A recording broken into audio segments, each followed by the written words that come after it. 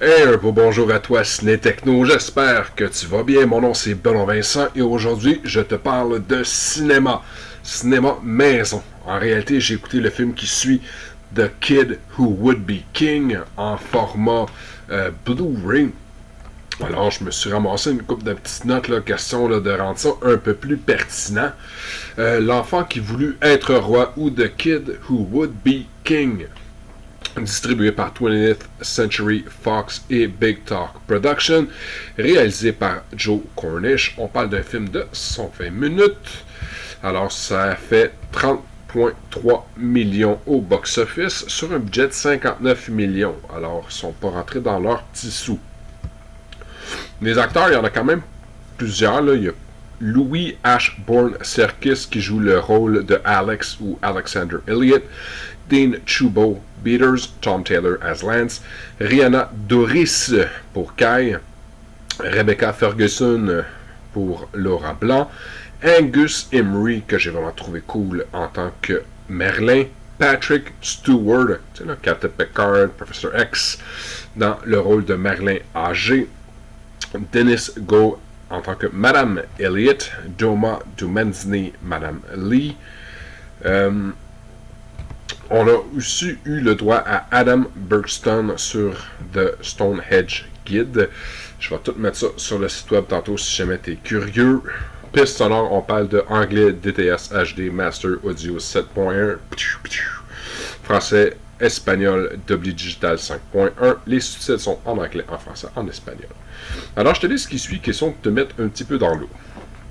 Âgé de 12 ans, Alex Elliott est un écolier comme les autres, mais sa vie va être totalement bouleversée lorsqu'il découvre Excalibur, l'épée magique légendaire du roi Arthur, le roi des Bretons. Alex va devoir désormais se transformer en héros et former une équipe de chevaliers composée de ses amis, de ses ennemis et du légendaire Merlin. Tous, ensemble, ils vont tenter de vaincre la maléfique Morgana, venue du Moyen-Âge, pour détruire le monde.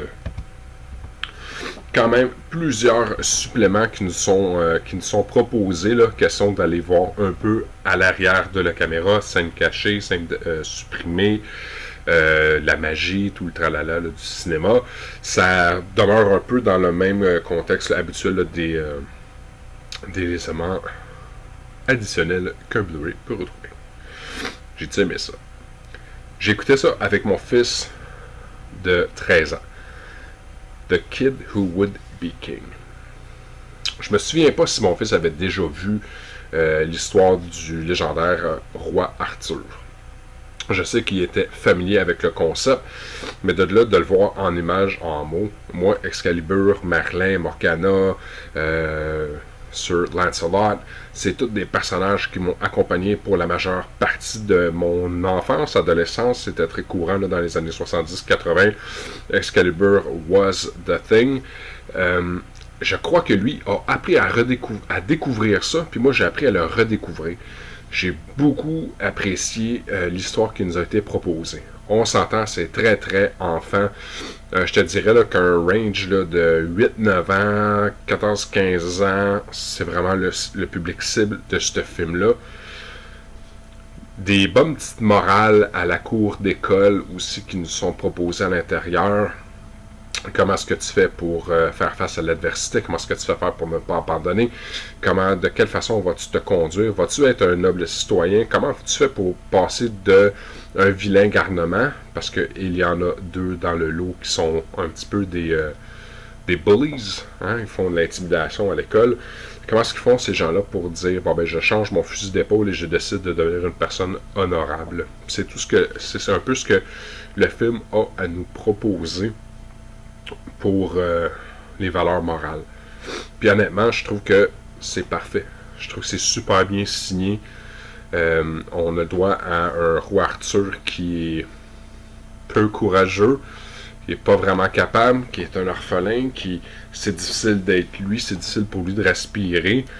Et il va devoir aller puiser à l'intérieur de lui puis d'aller voir quel genre d'être humain, quel genre d'homme j'ai envie d'être.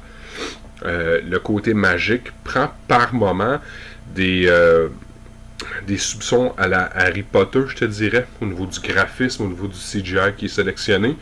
Alors, c'est parfait, ça déstabilise pas trop les jeunes, c'est pas trop épeurant, c'est pas trop wash. Les chevaliers, avec à ce niveau-là, je pense que ça fonctionne super bien. Un bon petit film de famille. Hein, un dimanche là, que tu as envie de parler de ton enfant, du Arthur, tu glisses ça dans ta machine, tu écoutes ça, et ça nous a amené à discuter sur cette légende-là, cette fable-là, puis qu'est-ce que ça représente comme métaphore de dire t'es le seul qui est capable de sortir cette épée du rocher. Parce que c'est une métaphore en voulant dire il y a juste toi qui es capable d'être le héros de ton histoire, puis comment vas-tu décider d'être dans la vie, toi? Vas-tu être un héros? Tu vas-tu être une victime? Tu vas-tu être un méchant? Fait que j'ai vraiment beaucoup apprécié ce que ce film-là avait à nous offrir, à moi et à ma famille. Film aussi que j'ai fait écouter à mon garçon de 13 ans en anglais, et il a super bien compris. Il n'y a pas grand-chose qu'il n'a pas été capable de suivre, fait que c'est un anglais qui est vraiment propre, tu sais, c'est British. Fait que ça, il n'y a pas trop de slang, il n'y a pas trop de tournure de phrases rocambolesques. Tu sais, ok, là je comprends plus, là c'est tout simplement, là c'est trop américanisé. Le film nous offre vraiment une bonne petite histoire. Plus pour jeune Merlin, que j'ai trouvé qui était drôle, qui est attachant. J'aurais pris plus de Merlin à l'intérieur du film. En gros, je te recommande d'aller voir ça. Alors, encore une fois, mon prénom, c'est Benoît Vincent pour une critique signée ciné-techno.com. Je t'invite à aller nous suivre sur Facebook, sur Instagram, sur Twitter, sur l'ensemble de nos médias sociaux et de partager la critique si tu veux nous faire connaître. Là-dessus, à bientôt, mon ami. Bon visionnement.